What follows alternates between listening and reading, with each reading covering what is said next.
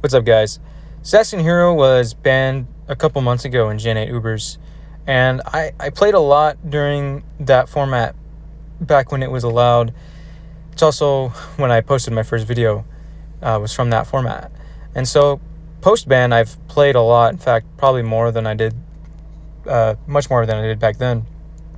And so, I've had a lot of time and experience to sort of draw my conclusions and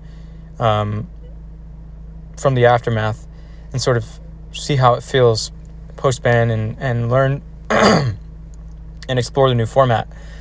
And I wanted to make this video because the things that I felt playing in this new format I think are sort of counterintuitive and interesting. And Pokemon is a very nuanced game. So it was a controversial thing or it's always kind of controversial to ban offensive threats, and people intuitively and understandably complain about now stall is going to get better and defensive cores, and stall is just going to take over the metagame, and they don't want that, and I understand that a lot of people don't like defensive super defensive teams, stall teams, and generally just sort of teams that sort of make you play a different game, because a lot of times you're playing on the ladder, you're kind of just playing against another offensive team, but then you run into a stall team, or you run into screens or webs, and then suddenly you're playing kind of like a different game, or like Trick Room, and it is kind of annoying, especially because it's harder to get experience against those types of teams. At least, I understand that it can be annoying to play against. However, I think that okay, so Zacian-Hero is a very centralizing Pokemon, and it centralized a lot of the metagame, and it made it sort of less diverse than it is now. And so, surprisingly, I feel like it's actually made playing stall a lot harder, and it's made building a good stall team a lot harder, because before you were pretty much, at least half of the time guaranteed to run into Zacian. And if you weren't running into a Zacian, you were still running into a team that was prepared for Zacian if you were on the high ladder. And so it really had this centralizing effect. And the thing about stall is that it's tailored towards the metagame. And if your team is or if you were prepared for everything on the opponent's team, or you've built around everything on their team, then you're already at a good advantage and you have a good chance to win against a lot of players as a stall team. And but since that Zacian is gone, and offensive teams have more room to breathe, have more options to explore, and can have less tight defensive cores, it increases the variety a lot, and that makes it harder for a stall team, because you only have 6 Pokemon to work with on a stall team. And while you may not have to deal or build around Zacian, the sheer amount of variety that its absence creates can sort of outweigh its own pressure that it created against teams back when it was allowed. And so I think that's very much the case with Zacian, is that we have a lot more diversity or that you run into. So it makes it harder to play a very defensive team consistently, because more often than not, you're going to be running into at least one threat on the opponent's team that you aren't really prepared for. Your team is not optimal, or not isn't built with that in mind. And so the weird thing about stall is that even like OU or UU Pokemon, or like anything with Swords Dance, for example, if it has some weird coverage that you're not prepared for, it has the potential, very real potential, to break through your team. And if it's wielded by a player who recognizes that and takes their time and finds the right opportunities, then they have the ability to break through the team.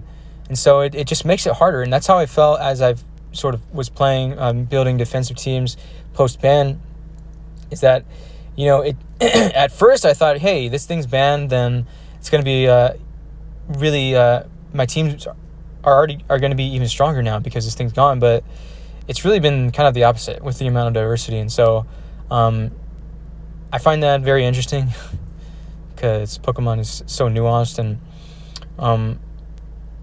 it is gone, and it's, I understand that it's kind of sad that it can be sad for some, and I personally enjoyed using it, so, and I enjoyed that format, but it on the flip side, it does increase the sort of variety in teams that you see.